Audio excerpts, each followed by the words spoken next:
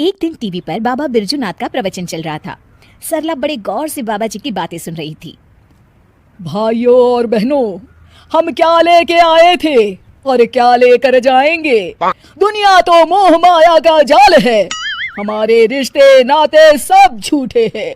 इनके चक्कर से बाहर निकलकर भगवान का ध्यान लगाए, तभी हमारा जीवन सफल होगा। चलिए, आज के लिए इतना ही, कल हम फिर आएंगे। प्रणाम बाबा जी। सरला बाबा बिरजूनाथ की परम भक्त थी। वो हमेशा उनका प्रवचन सुनती थी। एक दिन, सरला, जल्दी से मेरा नाश्ता लगा दो, मुझे देर हो रही है भाई। तभी विनोद देखता है कि सरला अपनी आंखें बंद कर ध्यान की मुद्रा में बैठी है।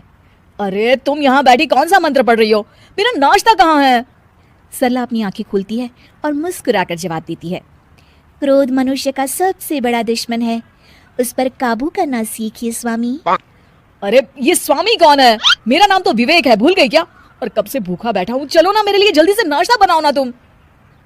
नाश्ता आप खुद बना लीजिए, इस वक्त मैं भगवान का ध्यान कर रही हूँ।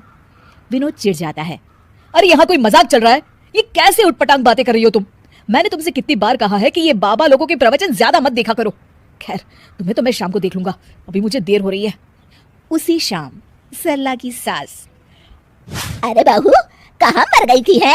घर में इतना काम पड़ा है और तू है कि बाहर सैर सपाटा कर रही है। माँ जी, मैं तो मंदिर में कीर्तन करने गई थी।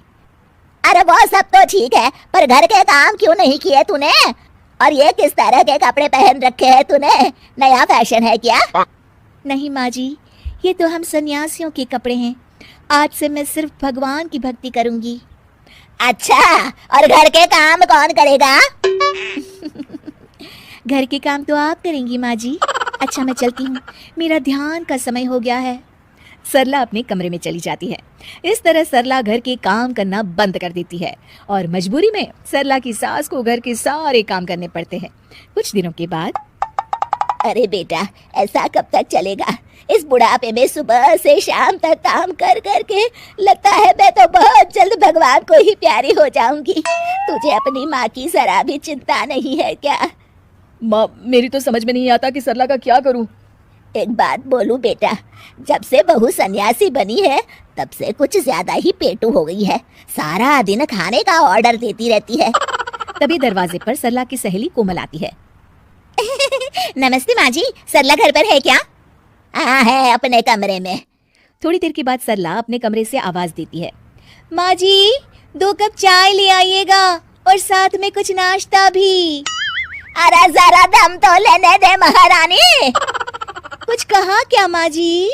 अरे कुछ नहीं बहू, आती हूँ चाय नाश्ता लेकर अभी।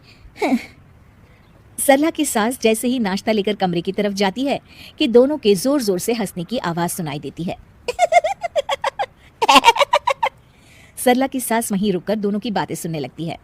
मान गए तुझे सरला, आखिर तू शर्त जीत गई। इतने दिनों से तूने अपनी सास को क्या बेवकूफ बना के रखा है और इस घर में मजे कर रही है। अरे वो बुढ़िया आधी बेवकूफ तो पहले से थी, मैंने अब उसे पूरी बेवकूफ बना दिया। अच्छा, तो ये बात है। ठहर जा बहू, अब तू देख ये बेवकूफ बुढ़िया क्या करती है। सरला की सास अपने बेटे विवेक को सारी बात बता देती है। अगले दिन, क्या हुआ माँ जी, ये सूटकेस लेकर आप लोग कहाँ जा रहे हैं? और आज आप दोनों ने मेरी तरह सन्यासियों वाले कपड़े क्यों पहन रखे हैं? बहू, आज से हम दोनों भी तेरी तरह सन्यासी बन गए हैं, इसीलिए मैंने फैसला किया है कि हम ये घर बेचकर हिमालय चले जाएंगे भगवान की तपस्या करने। हैं? लेकिन माँ जी, आप ये घर कैसे बेच सकती है?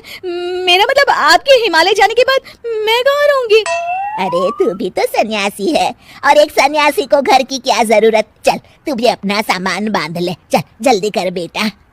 बाबा बिरजूनाथ बिल्कुल सही कहते हैं, ये घर बार रुपए पैसे सब मोह माया है, इसलिए तो मैंने आज से अपनी नौकरी भी छोड़ दी है। अरे वो बिरजू बाबा पागल है, उसकी सुन के आप दोनों ने इतना बड़ा कदम उठा लिया। क्या कहा बहू तूने?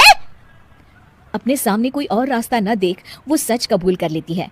मुझे माफ कर दीजिए माँ जी, मैं आज तक नाटक कर रही थी। अरे तो हम कौन सा सच में सन्यासी बन गए, हम भी तो नाटक कर रहे थे।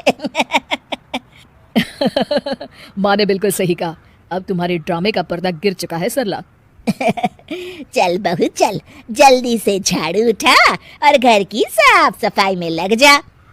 उसके बाद खाना बनाने की तैयारी भी तो करनी है ना तुझे। हाँ हाँ जी माँ जी। उम्मीद है कि आपको हमारी ये कहानी पसंद आई होगी।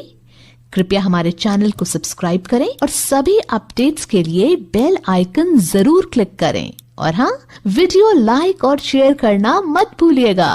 Bye bye.